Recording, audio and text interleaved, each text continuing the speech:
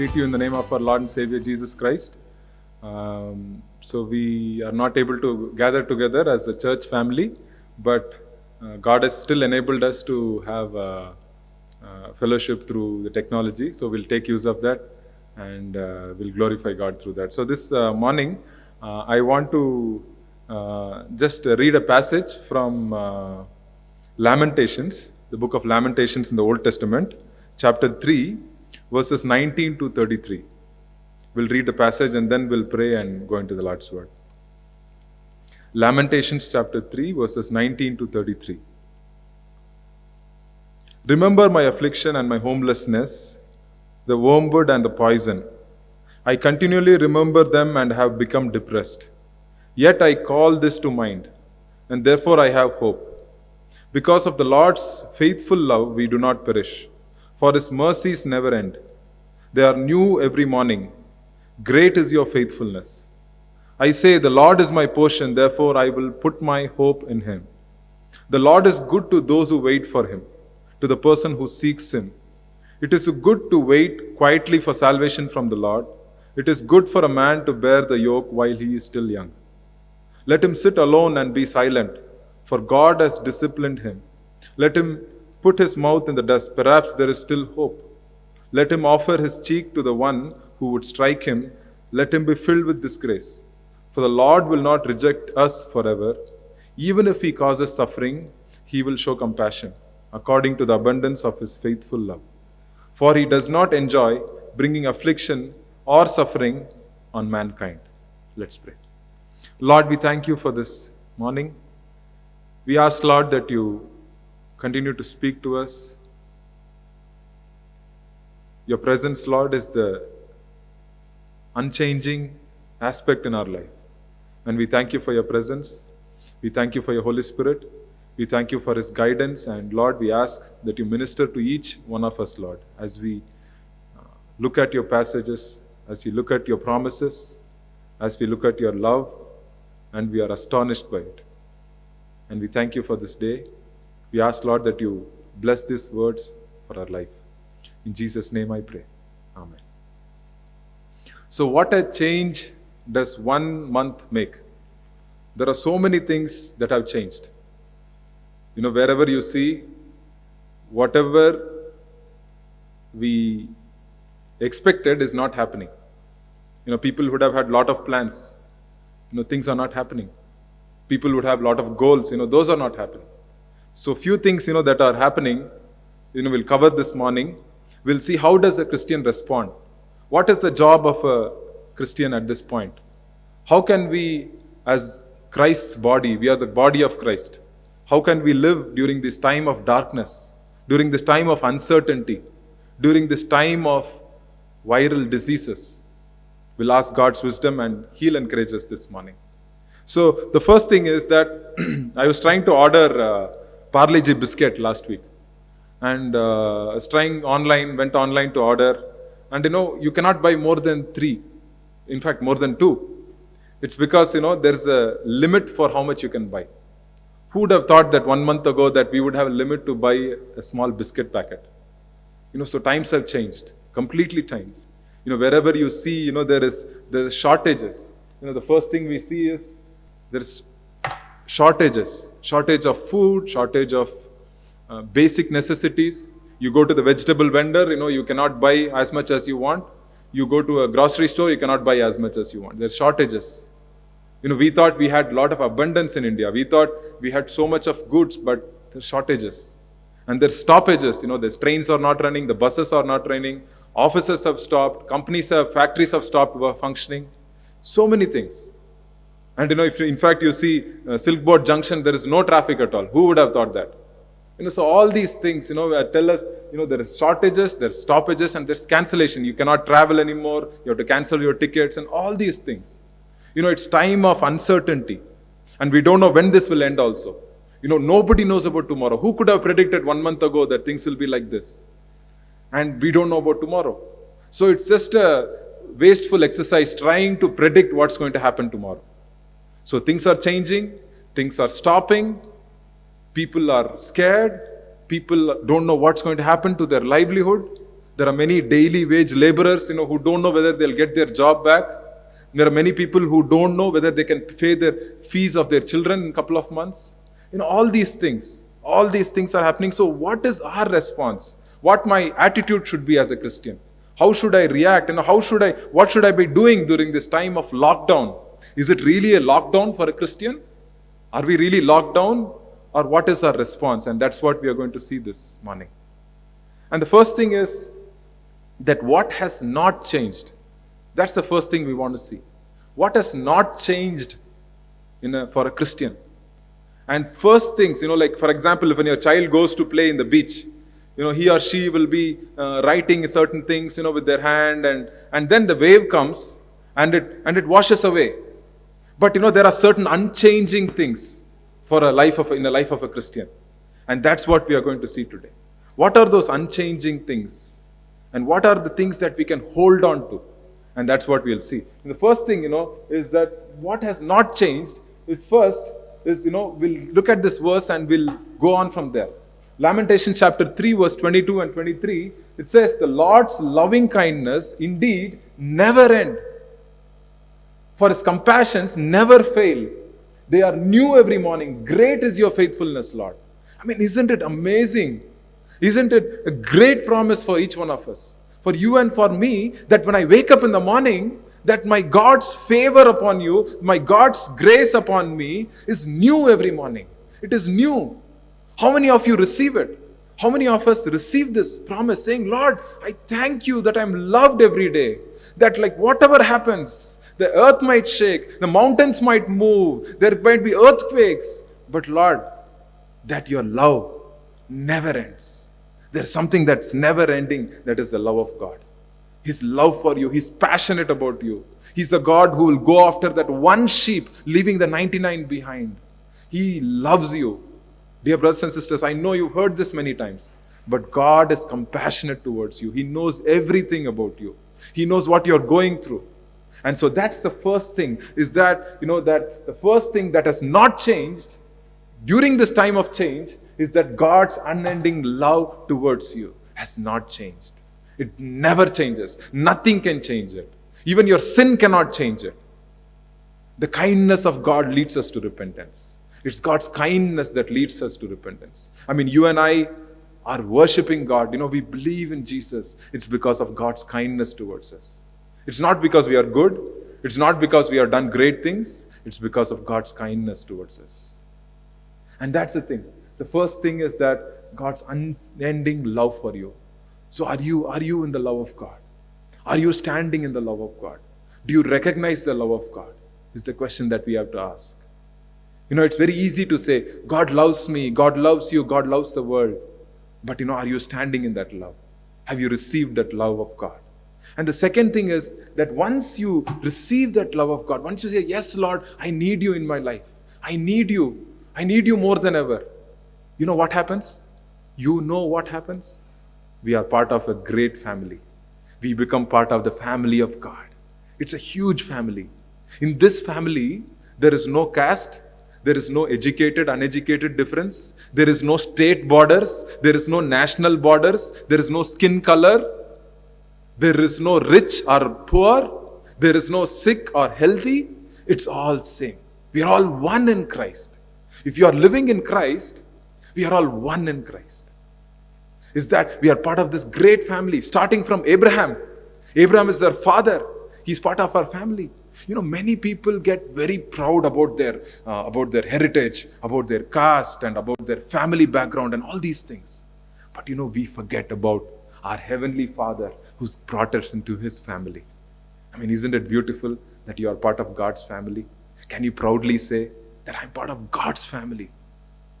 Many people say, my great-grandfather, my father, and they have pride attached to their family and all these things. That's all right. But have you forgotten that you are a family of God?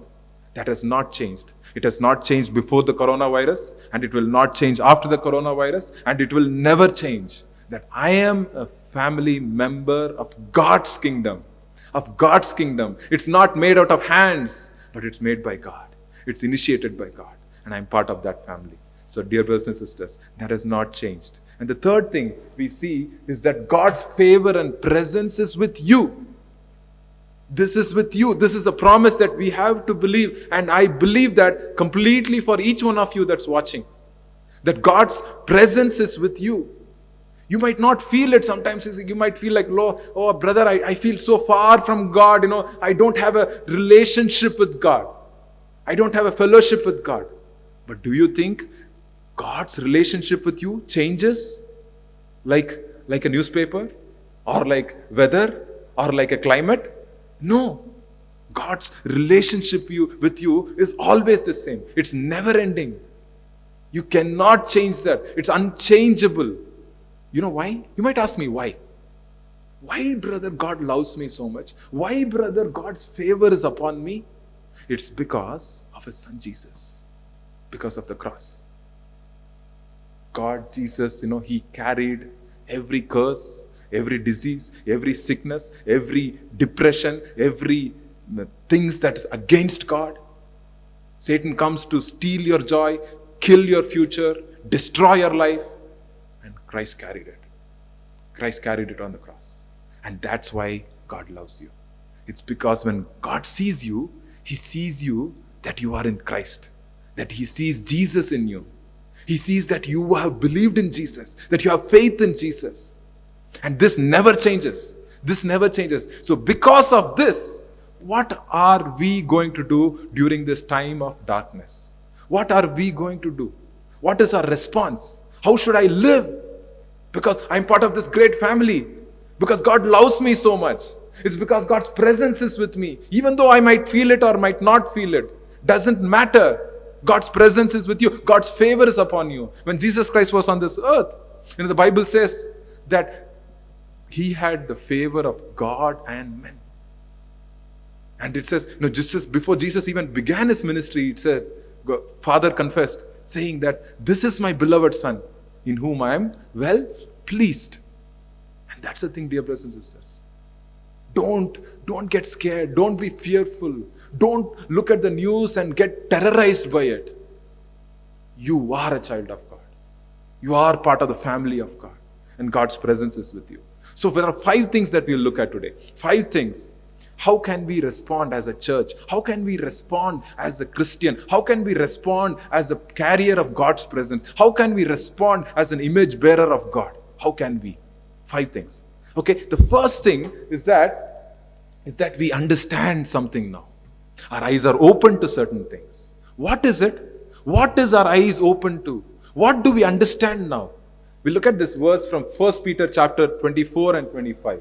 It says, the scriptures say, humans wither like grass and their glory fades like wild flowers. Grass dries up and the flowers fall to the ground, but what the Lord has said will stand forever. Our good news to you is what the Lord has said. And so what is this? This verse says, the Bible says, Peter writes here that what are humans? They are compared to like a grass. They are compared to the grass. And what about the glory of humans? The glory, for example, like our fame, or like our aspirations, our ambitions, our goals, our houses, our cars, our bank account, and the things that we glory in, people whom I know, and the vehicles that I drive, and all these things. The glory, it fades like a wild flower. It fades like a wild flower. And this is something that we understand. Have you seen during these times that people are realizing what is most important in their life? Have you noticed that? What is real? What is real? When there is plague that's outside on the streets, in the cities, in the nations, it started from a small place and it spread throughout the world. Now people are understanding what is real. The first thing is we understand what is reality now. What is reality? What is important in my life? What is that God is telling me? And that is something, during these times, God is telling us certain things. He's speaking to us. The C.S. Lewis said that, during times of trials, God's voice is like a megaphone to the earth. It's like a megaphone. It's like, God is speaking loudly. Are we listening? Do we have ears to hear? I mean, God is saying some things. Are we listening, or are we just filled with noise about news, about how many people died and how many cases are spreading, and what is the toll in my area, my city, and what is happening, and how should I keep my hands clean, and all these things, which is all right. But is that noise crowding me out from what God is trying to tell me? What God's trying to tell me? What is real in my life? Dear brothers and sisters, what is real in your life? And second thing is, what is important in your life? What is important in your life? Is IPL important? IPL is cancelled. Was all the football matches important? No, they are all cancelled because they are not important. Was the movie theaters important? Because movies are cancelled. Was shopping important? Well, all the malls are closed. What is important? You know what's important. You are with the important people of your life right now. God has forced us to be with the most important people in our life. It's our families. It's our relationships. God is always a relational God. When you read the Bible, it's like a love letter. It's a love letter from God to you. It's basically God wanting to build a relationship with you. And so when God says, well, what is the greatest commandment? Someone came and asked Jesus. He said, love the Lord your God with all your heart, because He's loved you, right? You love Him with all your heart, all your mind, all your strength, all your soul. And the second thing is, love others as yourself. You see the relationship? Relationship between God and man. Relationship between man and other man. That is the most important thing.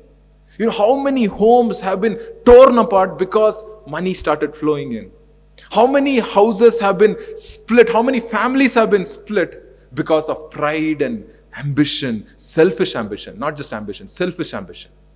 How many? You can say, if I ask you, you will immediately give me 5 or 6 examples. And that's the thing. We know what is important. We know what brings fulfillment also. We understand, okay, yes, Lord, I understand what is real. I understand what is important in my life. I understand what is going to give me fulfillment. There were many people who are going after so many things of the world, pleasures of the world, and going after a certain person in their life, think that that person was the most important. No. Our family, our church family, our relationships, those are the most important things. What gives fulfillment?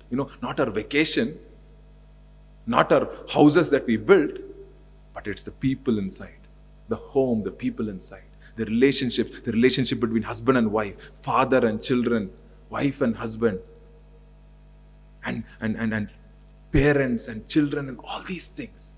So precious. So precious. We didn't have time for that. We never looked at that. We thought, oh, okay. We take it so many things for granted. We took many things for granted. But God's now telling us, okay, my son, my daughter, this is important. Your relationship with your wife is important. Your relationship with your siblings is important. And I've been hearing many stories of people calling each other. People have been calling each other, hey, how are you doing? How's your health? And everybody, God has brought people together during these times. What a great God, how He reminds us so gently and so lovingly and compassionately. The second thing we are going to see is that we remember during these days. We know these times of fear. Fear has gripped the whole globe, not just your city, not just your home or somewhere. It's just gripped the whole globe. People are living in fear. They don't know whether they should go out or not, where should they go, how much distance they should keep, and all these questions and all these noises, that are crowding out God's voice. And so what's happening, what do we remember during these times? Many people have questions. I met last week, people who are still struggling to understand what will happen to my job. Will I have a job when this lockdown finishes? Will I get my job back? Will I be able to provide for my family? Will I be able to take care of myself? Will I have a future? And all these questions. And I'm telling you, at that time, what does a Christian do? What does a child of God do? We remember certain things. And if you look at Psalms chapter 77 verse 11, it says, "O Lord, I will remember the things you have done, your miracles of long ago." He says, Lord, I will remember the miracles of long ago. If you remember when David was about to go against Goliath, the giant, he had to face the giant. And he had to go. But you know what? One of the important things that he says, you can ask, where does David get this courage? Everybody is fearful. The whole nation of Israel is afraid because Philistines, if they come, they will take away everything. They'll wipe out their family, their existence itself. And David, he comes, he says, I know my God. He helped me kill a bear and a lion. And that same God will help me defeat this giant. Who is he? We have the God of armies. And that's the thing, dear brothers and sisters. It's a memorial. Remembering what God has done in the past. Have you remembered? Do you remember often how God has led you beautifully? How God has led you when you lost a job? How God has led you when you had no money? How God has led your family? How God has led you? Many times we have been filled with sin and never knew God. We didn't even have a consciousness of sin. We went on sinning. But at that time, God's kindness came and grabbed us, came and touched us. In the Old Testament, there is many places you'll see memorial stones. If you see Joshua chapter 4, you can read later. There is this word called memorial stones. So the stones are placed as a memory. If you turn with, you don't need to turn there, but Joshua chapter 4, there is this interesting question. These young children, they ask their parents. They ask their parents this question, right? So it says, in chapter 4, verse 6, it says, so this will be a sign among you in the future when your children ask you, what do these stones mean to you? So there is this stone and your children will ask, what is this stones, daddy? What is this stones, mommy? And that time you say, how God led you through the Jordan River. How God led you. How you didn't have any hope. You were 400 years in bondage. And God brought you with His mighty hand. And He led you into the promised land. Which you didn't work for, which you didn't build, which you didn't strive for. But God gave you graciously with His favor upon you. You remember, dear brothers and sisters, that is a memorial stone. Places, how many times? Is there countless times in your life where there are memorial stones that God has placed in your life? Can we remember that? Instead of focusing on the news and the bad news and this and that, can we focus on the memorial stones that God has in your life? That we remember what God's done. Remember that God's done in my family. His faithfulness, His loving kindness, His compassion. That we can remember. And that's the second thing. The first thing is that we understand. Second thing is we remember. And we'll see what's the third thing. Pray and spend time with God.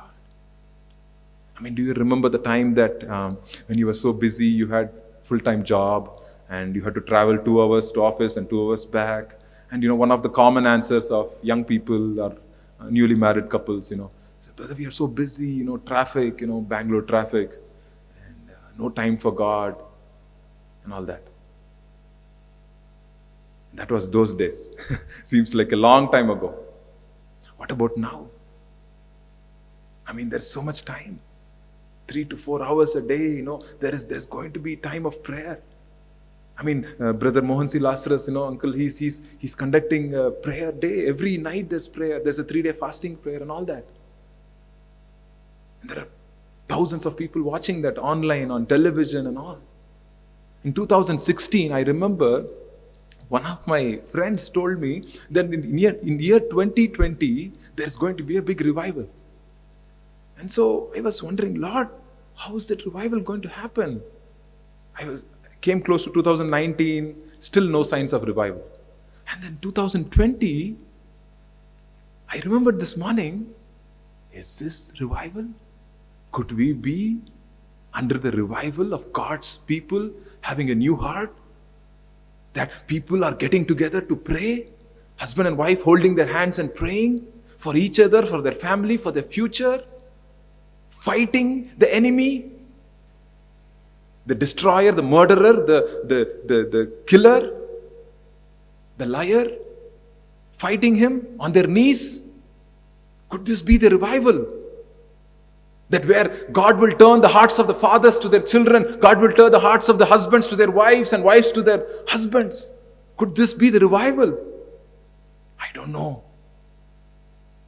Could this be the revival where the revival of love, compassion for Christians and for family members and compassion to strangers? Could this be? I think it might be. We pray it might be. So there's so much time to pray. So much time to walk with God, to walk and pray, sit down and pray and ask God. There are so many English versions. Many young people say, I don't have time to read the Bible. That's one first excuse. And the second excuse is, I don't know how to read the Bible. It's too difficult to understand. I'm telling you, dear brothers and sisters, if you know English, there are versions like New Living Translation, very simple to read. CEV, Contemporary English Version, which is again very easy to read. There is no more excuses. That thing, that God is so crazily in love with you. He's so compassionate towards you. You are created in God's image. You remember that. Each one of you and I, we are created in God's image. And when God creates something, He has a purpose for that. When a person who created this microphone, that person, he had a purpose for this microphone. And the same way, when God created you, when God raised you in that home, God has a purpose for you.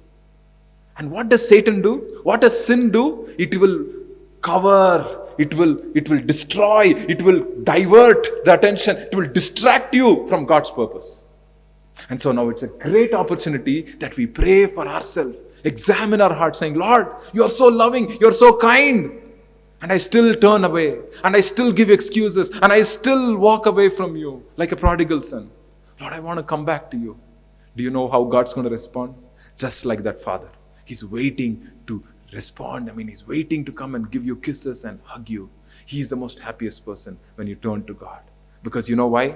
You rejected the world. You rejected Satan. And God's enabled you to come because of His cross. And so that's the third thing. The third thing is a revival of prayer. That's praying. People are praying for their homes. People are praying for themselves. People are praying for their neighbors. People are praying for the nation. People are praying for other nations. People are just praying on their knees. And I witnessed this in this last week. And God's name be glorified. Let there be a greater revival fire. Let God burn in the hearts of Christians. Once there's a revival in the hearts of Christians, that's when the revival will spread to all over the corners of the world. So it starts here and then it goes on. So the fourth thing we see is that, we love and we serve. We love and we serve. Very important. Right now, the time that we show our love in action is the greatest opportunity we have. Every time there's a suffering, there is pain, there's an outpouring of love, there's an outpouring of servanthood. And that's the thing we have now. That there is a love that Christ also expects from us. You look at John chapter 15 verses 12 and 13. I'll read. It's in the CEV. It says, now I tell you to love each other. Who's telling? Jesus is telling. He's telling, hey, I tell you to love each other as I have loved you. Jesus is not telling you, hey, you just love. He's saying, because I loved you, you guys love each other, man. He's saying. And then he says, the greatest way to show love for friends is to die for them. There's other version. It says, greater love has no man than this, that one would lay his life for his friends. Who laid his life for you? Jesus. He's your friend. He's your brother. And that's the thing, dear brothers and sisters. That God has set an example for us, that we would love each other. And Jesus also tells in one of his parables, he tells about the Good Samaritan. There is this man who's wounded, who's been robbed, no money, no health, no future. He might even die. He's half dead, the Bible says. And you know what? The most rejected person, the person who's been most abused person, who's been called a dog, he comes and he puts oil and helps him financially, helps him physically, helps him emotionally. He does all these things. Isn't that Jesus to you? When we were nothing, when we didn't know where we are going, was Jesus the Good Samaritan to us? He came and He lifted us. He placed us in a place that we can grow. He kept you in a place where you can grow spiritually, emotionally, physically, financially. And that's the thing, dear brothers and sisters, that it's a time to serve one another. We can offer our help, we can offer our help. There are so many people. You can say, brother, how can I know? You know what? At the end of this lockdown, there are many people who probably didn't have 1 month of salary. I'm sorry, no salary. If you salary, you would have got a job. But in India, 20% of India only has salaried job. And do you know 80% of Indian families have less than 10,000 rupees? Families, not per person. Families, 80% of Indian families, which is almost like 25 crore families in India, out of 32 crores, they make less than 10,000 rupees a month. And so do you think there's a need? Yes, there's a need. There is a need to pick up the phone and talk to people, encourage them. If God enables you, give them financially, help them. If God enables you, share them the encouragement of Jesus. Tell them that Jesus loves them, that they have a place that Jesus has prepared for them, that Jesus has brought them, wants to invite them into a family of God. Tell them that. That is enough. And that we are offering help. And then not only that, there is a revival of love that I'm seeing. And I want to just tell you one story about what Christians faced in the year 250 AD. It was the heights of Roman Empire. The Roman Empire was powerful. The punishment, they were chasing Christians like anything. They blamed Christians, they chased Christians, they killed Christians in thousands. They used to kill them in the Colosseums, they used to burn them on the stake. And this was what's happening. And in this time of persecution, there rose a big plague, a plague such that man has not seen. And in this plague, in the year 250 AD, it's called the plague of the Cyprian. And what happened? In this plague, the whole emperor, the emperor of Rome, he's running away from Rome. And all these people, the plague has spread like anything. People are dying. And when more people die, there's more people get affected. Because those days, there was no penicillin, there was no bacterial antibiotic or anything. There's no medical, like medical facilities like today.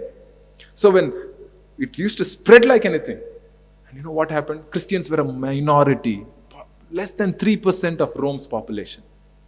And you know what Christians did? Christians, they said, okay, let me roll up my sleeves. Let's help. Let's love one another, just like Christ loved me. And they started serving each other. They started picking up the dead bodies. You can see the picture there. This is an illustration. So of treating people, taking care of people, taking care of sick people, taking care of the old people, without even having any concern for their life. The historian writes that Christians who died during that time was a very low percentage. But they still died, but it was very low percentage. And you know what? Within 100 years, Christianity became the majority.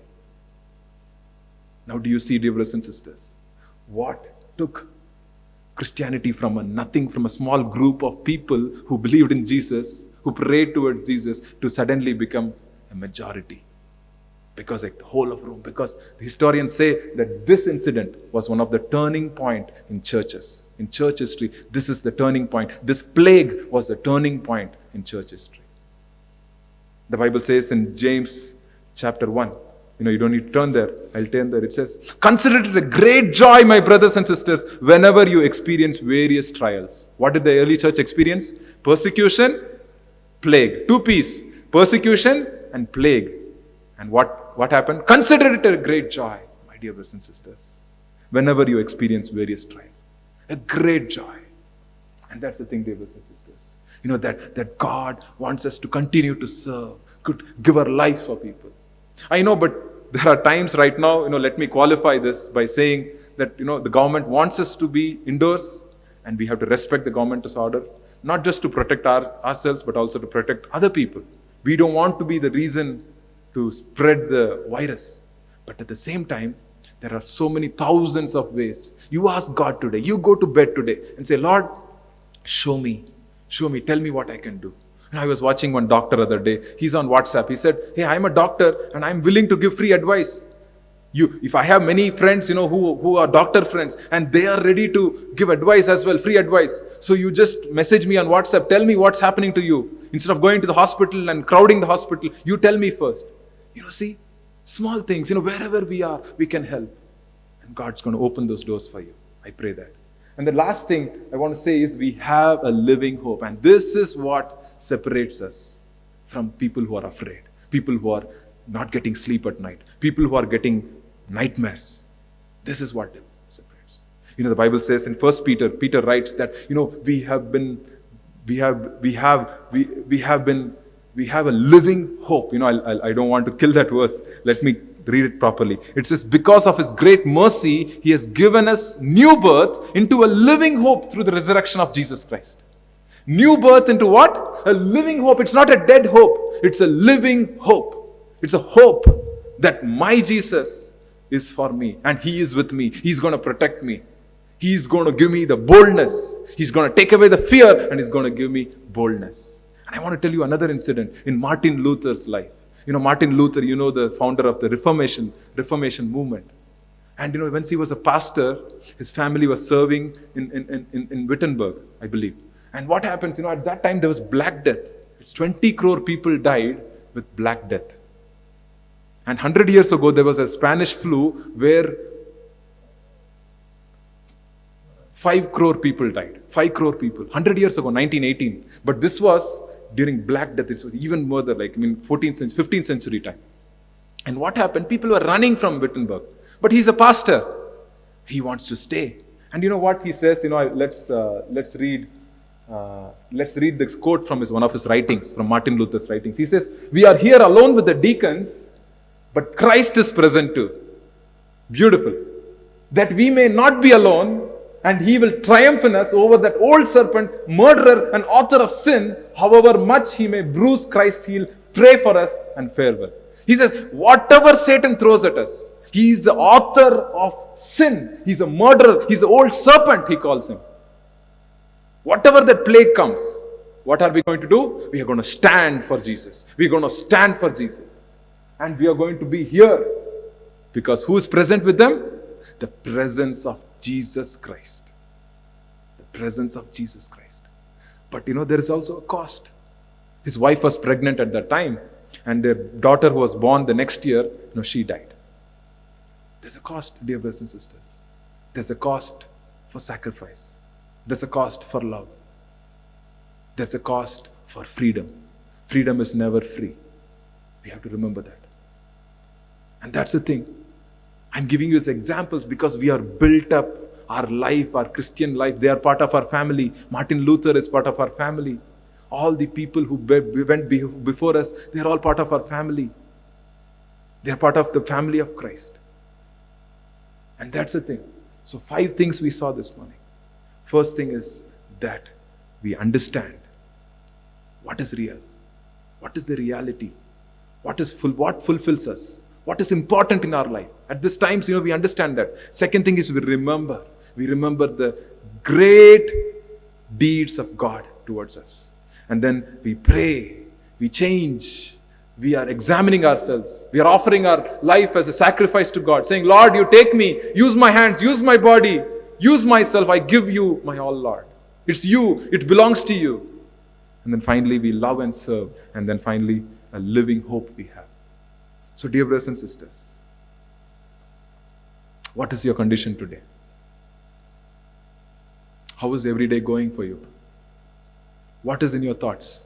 What are you thinking about? How are you facing this uncertainty? How are you facing this crisis? Are you not different? Do you know you are an image bearer of God? You bear the image of God. Everybody in this world, we all bear the image of God. And sin comes and distorts us. And in our own passions, they distort what God wants for us. And I'm telling you, put your faith in Jesus today. When I say put your faith, it's not just a faith, that's from my mind. It's like in all my heart. I'll put my all in Christ. Everything I have, I belong to God. I'm part of this great family. I belong to Jesus. There is nobody on earth can touch that family. I belong to that family. You ask God. God's going to speak to you. And He's going to change your mindset. He's going to change your mindset from what? From this. That instead of looking at the problem, we look at the possibility. Because everybody in the world right now, they're looking at the problem. God's looking at the possibility. What can come? What good thing can come from this? That's the thing. How God can make me a man of courage from a man of fear or a woman of fear. The second thing is that courage in the midst of fear. Showing courage. We saw the early Christians, they showed courage. We saw Martin Luther, he showed courage. We see many Christians around us who are showing courage in the face of difficulty, in the face of death. You know what? The safest place for Christian is where? You know where? The safest place for a Christian is in the battlefield. Safest place. You will trample over serpents, it says. Which means what? You are in the offensive. You are battling the enemy. The gates of hell will not overcome you. Which means what? You are attacking the gates of hell. Hell is not attacking you. You are attacking the gates of hell. And that's what, dear brothers and sisters. When we are in the shadow of the Almighty, when we are protected by the shadow of the Almighty, God's going to do great things. God's going to say, fear not, don't worry, my child. Don't worry. Don't think about it. Don't get depressed over the bad news. Look at me. Look at my cross. Look at who am I. What can I be for you? Jesus is asking you today, what can I be for you? Do you want me to be a comforter? I am there. Do you want me to be a guide, your teacher? I am there. You want me to be your savior? I am there. So we'll ask God today. We'll ask God, we'll pray for our nation. We'll continue to pray. And we'll continue to ask, Lord, that God would break the bondage of the enemy. That the enemy would be put to shame. That people that we know will not suffer financial difficulties, will not suffer big losses in their life. We'll pray for them. That God would give us a compassionate heart, a loving heart, a heart of Jesus. That's the goal. That God created you in His image so that you can be like Him.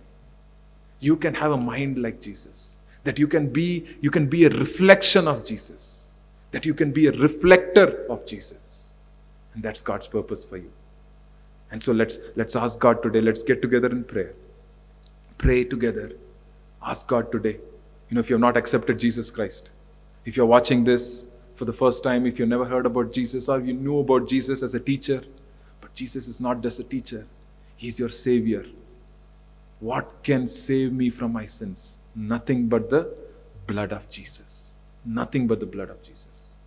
And we'll ask God that God's presence be with you and envelop you, overshadow you, and make you His instrument. And God's going to definitely do that. Let's pray this morning. Lord, I pray, Lord, that whoever is watching right now, I ask, Lord, that you pour out your love upon them. Holy Spirit, you minister to them, Lord. You minister to them. You're a compassionate God. Your compassion never ends. Your loving kindness never ceases, Lord. And we thank you for that. Your favor is new every morning. And we thank you for that. And your faithfulness is great, Lord. We thank you for that. And Lord, whoever is right now watching with a lot of uncertainty, they don't know about tomorrow. They're unsure about their life. And their heart is telling so many things against them. We ask, Lord, by the blood of Jesus, that you hear their prayer this morning. You touch them, Lord. You be with them. You bless them.